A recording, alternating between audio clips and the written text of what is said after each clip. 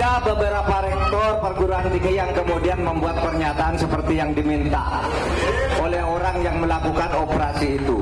Tetapi ada rektor yang jelas-jelas menolak, yaitu Rektor Universitas Sugio Pranoto dari Semarang. Dia menyatakan didatangi oleh seseorang untuk membuat pernyataan mendukung bahwa pemerintahan Pak Jokowi baik. Calon Wakil Presiden nomor urut 3 Mahfud MD menyebut bahwa sejumlah kampus mendapat intimidasi dari anggota Polres Semarang. Mahfud mengaku mendapat laporan dari beberapa rektor yang diminta membuat pernyataan untuk mendukung pemerintahan Presiden Joko Widodo itu baik. Namun, menurut Mahfud, tak semua rektor menyatakan mau untuk membuat video pernyataan itu. Ada beberapa rektor perguruan tinggi yang kemudian membuat pernyataan seperti yang diminta oleh orang yang melakukan operasi itu. Tetapi ada rektor yang jelas-jelas menolak, yaitu Rektor Universitas Sugio Pranoto dari Semarang. Dia menyatakan didatangi oleh seseorang untuk membuat pernyataan mendukung bahwa pemerintahan Pak Jokowi baik, pemilu baik, penanganan COVID nomor 1 dan sebagainya. Rektor Unika Sugiya Pranata Semarang, Ferdinandus Hindiarto, mengaku diminta membuat video apresiasi. Namun, ia menolak permintaan itu. Hindiarto menyebut, penolakan tersebut lantaran bertolak belakang dengan prinsip kebenaran. Selain itu, Hindiarto mengaku pihaknya tidak mendukung salah satu paslon yang akan berlaga pada kontestasi 14 Februari mendatang. Cek masuk yang menyatakan beliau dari Polrestabes Semarang yang intinya memohon supaya saya membuat video yang isinya poin-poinnya kira-kira sama seperti video-video yang sudah beredar dari beberapa rektor itu. Lalu saya menjawab bahwa pilihan kami, sikap kami, mohon maaf tidak bisa memenuhi permintaan itu. Kenapa? Karena kami punya dasar yang kuat. Jadi yang pertama dasarnya ini, konstitusi yang apostolik untuk Universitas Katolik di dunia. Namun pengakuan dari Rektor Unika Sugiya Pranoto Semarang, Ferdinandus Hindiarto, dibantah Kapolrestabes Semarang, Kombes Irwan Anwar. Kapolres menyebut permintaan video ini bukan merupakan bentuk intervensi pada sivitas akademika, melainkan sebagai ajakan untuk menyukseskan pemilu damai. Itu sama sekali tidak ada paksaan terhadap siapa saja yang kita hubungi yang kami anggap layak untuk memberikan testimoni atau pesan-pesan Kamtipmas di Kota Semarang ini. Kegiatannya antara lain mengajak tokoh-tokoh masyarakat, tokoh pemuda, tokoh agama, kemudian termasuk dari sivitas akademi untuk memberikan dukungan terhadap terlaksananya pemilu damai yang akan kita hadapi bersama tahun ini. Dugaan pengondisian kampus untuk mengucapkan apresiasi pada Presiden Jokowi mengemuka di masyarakat. Video itu muncul di tengah gelombang kritik para guru besar kepada pemerintahan Presiden Joko Widodo. Para guru besar dari berbagai kampus di Indonesia meminta Presiden hingga penyelenggara pemilu independen dan menjalankan tugas sesuai aturan. Tim Liputan Kompas TV.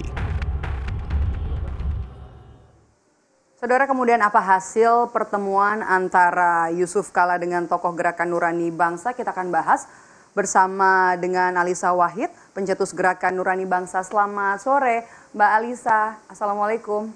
Waalaikumsalam warahmatullahi wabarakatuh. Mbak Mai, apa kabar? Mbak Alisa, saya langsung ke pertanyaan pertama. Apa hasil pertemuan dengan Pak JK dan bagaimana Anda melihat kondisi demokrasi kita saat ini jelang kita melaksanakan pesta demokrasi?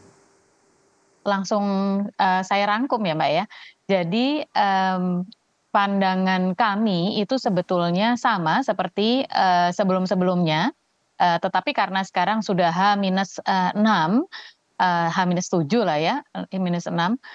Ini memang keprihatinan kami menjadi lebih besar begitu. Karena kita melihat dinamika yang terjadi selama proses pemilu ini membuat transisi kepemimpinan ini nanti akan diliputi oleh pertanyaan tentang legitimasi hasil pemilu. Jadi tentu yang kita harapkan adalah pemilu ini legitimate ya, dapat diterima Jadi bukan hanya dapat diterima secara legal, tetapi juga memiliki legitimasi. Nah, kalau legitimasi ini kan persoalan kepercayaan, persoalan etika. Hukum memang menjadi perangkat, tetapi hukum itu nanti penetapan secara legal. Sementara etika itu juga penting sekali karena dia akan menentukan legitimasi. Nah, itu yang tadi kami diskusikan juga. Bagaimana agar melihat pemilu 2024 ini sebagai bagian dari perjalanan panjang, tidak bisa meletakkan pemilu 2024 sebagai tujuan akhir lalu kemudian peserta pemilunya menggunakan segala cara begitu tanpa ingat cita-cita jangka panjangnya itu. Itu Mbak tadi yang banyak kita bahas dan kami sepakat bahwa ke depan ini dalam waktu sekian hari kita harus mendorong seluruh warga masyarakat dan terutama mereka-mereka yang memiliki komitmen yang lebih itu untuk mengawasi jalannya pemilu sehingga pemilu ini menjadi pemilu bersih, bukan hanya jujur, adil tetapi bersih dan ini yang sangat penting ya. Kalau kita lihat kan seminggu lalu selama 1 pekan itu Presiden Joko Widodo dihujani dengan sejumlah kritik terhadap pernyataannya yang menyebut kalau Presiden boleh berpihak, Presiden juga boleh berkampanye, kemudian juga banyak pihak yang menunggu netralitas Presiden Joko Widodo dan juga sejumlah pejabat negara termasuk juga penyelenggara pemilu, KPU dan juga Bawaslu. Yang terakhir adalah intimidasi yang diduga diterima oleh salah satu rektor. Anda melihatnya seperti apa Mbak Alisa? Ini menarik karena begini, justru yang kita sebut sebagai legitimasi tadi itu berangkat dari kepercayaan. Nah, kepercayaan ini yang kemudian ditunjukkan oleh kritik yang bergelombang ya. Gelombang kritik dari kali ini, gelombang yang sekarang ini adalah dari para guru besar. Para guru besar ini kalau hanya satu guru besar mungkin mudah disebut sebagai punya afiliasi politik. Tapi ketika ini banyak guru besar dalam sebuah universitas saja itu sudah pasti afiliasi politiknya akan berbeda-beda. Jadi berarti bukan afiliasi politik yang menentukan, tetapi panggilan nurani mereka. Karena para guru besar ini biasanya sudah mencapai taraf wisdom tertentu ya, kearifan tertentu sehingga mereka bisa disebut sebagai profesor. Mereka sudah melakukan pendidikan upaya mencerdaskan kehidupan bangsa sedemikian rupa. Nah, ketika ini datang dari berbagai perguruan tinggi dari seluruh penjuru Indonesia, maka ini kemudian menjadi konkret bahwa banyak orang mengkhawatirkan, banyak guru besar, banyak tokoh yang mengkhawatirkan tentang legitimasi pemilu ini. Ini yang yang kemudian dihubungkan dengan sikap dan beberapa jejak dari Presiden Jokowi itu, maka panggilannya itu adalah panggilan ayo Presiden Jokowi mari kembali memimpin negara ini supaya demokrasinya bisa berjalan dengan baik begitu terutama dalam pemilu ini. Jadi jangan dilihat sebagai orkestrasi. Saya sedih sekali ya kemarin mendengar framing bahwa gerakan ini diorkestrasi. Oke, intimidasi ini kan muncul atau hadir di tengah kritik terhadap Presiden Jokowi. Anda melihat ada sebuah kekuatankah di balik intimidasi yang ingin membungkam suara dari akademisi atau suara dari para rektor ini? Jadi lucu Mbak, jadi Rektor Unika Sugiyapranata ini dulu teman kami satu angkatan, satu kelas di UGM, Fakultas Psikologi ya. Jadi ketika saya melihat pernyataannya, saya bisa merefleksikan bahwa dia berangkat dari nilai-nilai yang dia pegang. Karena dari zaman tahun 90-an sudah begitu itu Pak Rektor itu. Begitu, jadi orang yang berani bersuara apa adanya begitu ya. Nah, apakah ini kemudian bisa apakah intimidasi ini akan mempan? Intimidasi itu sendiri kan ada dua jenis ya, ada yang intimidasi keras dan ada yang intimidasi halus. Betul apa yang disampaikan oleh Pak Fadil Imran bahwa polisi itu selalu meminta para tokoh masyarakat, jadi para tokoh agama, tokoh masyarakat setempat, bahkan dalam hal ini rektor-rektor gitu untuk bersuara dan mendukung berjalannya pemilu yang bermartabat dan pemilu yang lancar dan damai. Tetapi kan permintaannya bukan testimoni terhadap pemilu, dukungan terhadap pemilu, tetapi testimoni tentang presiden. Ini yang kemudian jadi ketika dikaitkan Kinerja dengan pemerintah. kritik para guru besar, menjadi kemudian ada apa ini kok harus diintervensi? Itu kan yang kemudian menjadi pertanyaan masyarakat begitu. Jadi saya sangat berharap para guru besar ini kemudian berpijak pada nuraninya dan pada panggilan nilai-nilainya untuk mencerdaskan kehidupan bangsa yang kemarin-kemarin memang menjadi dasar beliau-beliau untuk mengambil sikap ya. Oke, kalau kita melihat ke belakang gelombang kritik, gelombang petisi yang disampaikan oleh akademisi, sivitas, akademika, kemudian juga guru besar yang kita katakan dalam tanda petik turun gunung untuk menyampaikan langsung keresahan mereka atas apa yang terjadi dalam pemerintahan Presiden Jokowi. Anda melihatnya seperti apa, Mbak Lisa? Ya itu munculnya dari keprihatinan Mbak, itu panggilan dari nurani terutama karena mereka tahu bahwa justru kalau berdiam diri mereka akan dianggap sebagai para sivitas akademika yang hidup di Menara Gading. Harusnya para profesor ini adalah salah satu pemandu dari nurani bangsa begitu ya, nurani masyarakat. Dan kalau kita bicara tentang kemudian kritisi kinerja presiden ya, saya mau ambil satu teori ya Mbak terkait dengan kinerja ya.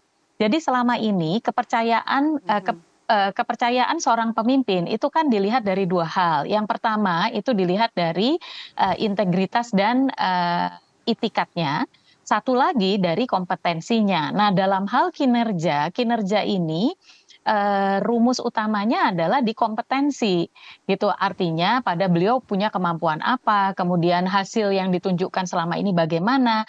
Dan menurut saya memang kita harus mengakui bahwa Presiden Jokowi menunjukkan hasil pembangunan yang cukup memuaskan ya bagi masyarakat begitu, dan tidak boleh itu kemudian diabaikan gitu. Tetapi yang disoal oleh para guru besar ini kan bukan soal kinerja. Yang disoal oleh para guru besar adalah soal bagaimana presiden menjaga integritas sebagai pemimpin bangsa.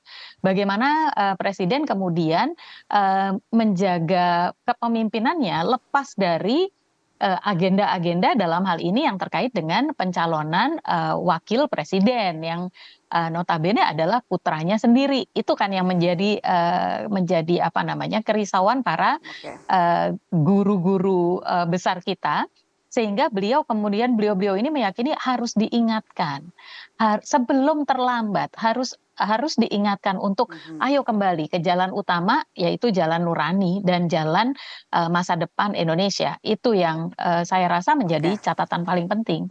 Mbak Alisa, menurut Anda kalau gelombang kritik ini kemudian juga tidak ditanggapi oleh pemerintah, eskalasi apa yang kemungkinan bisa terjadi nanti?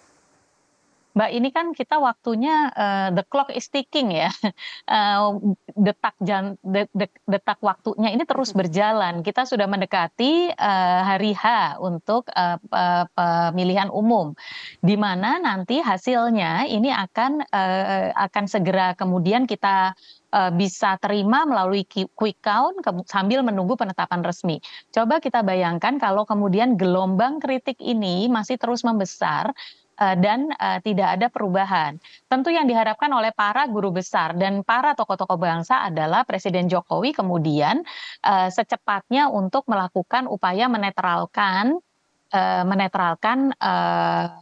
para penyelenggara negara dari dari proses pemilu, lalu kemudian berupaya lebih keras untuk memperkuat legitimasi hasil pemilu. KPU dan Bawaslu juga lepas dari cawe-cawe begitu gitu ya. Apalagi pernyataan yang memang menjadi trigger ya kemarin ini soal boleh terlibat. Itu. Ini yang mudah-mudahan nanti juga tentunya ada tanggapan dari pemerintah soal gelaran pemilu ini nanti ya Mbak Lisa. Kalau kembali netral. Oke, baik, terima kasih. Kita nantikan saja penyelenggaraan pemilu nanti hari pemungutan suara 14 Februari, termasuk juga nanti hari penghitungan suara agar pemilu kita bisa berjalan adil, damai dan juga bermartabat. Terima kasih sudah bergabung bersama kami di program Rumah Pemilu hari ini, Mbak Alisa Wahid selaku pencetus Gerakan Nurani Bangsa. Sehat selalu. Terima Mbak Alisa. kasih Mbak Mai.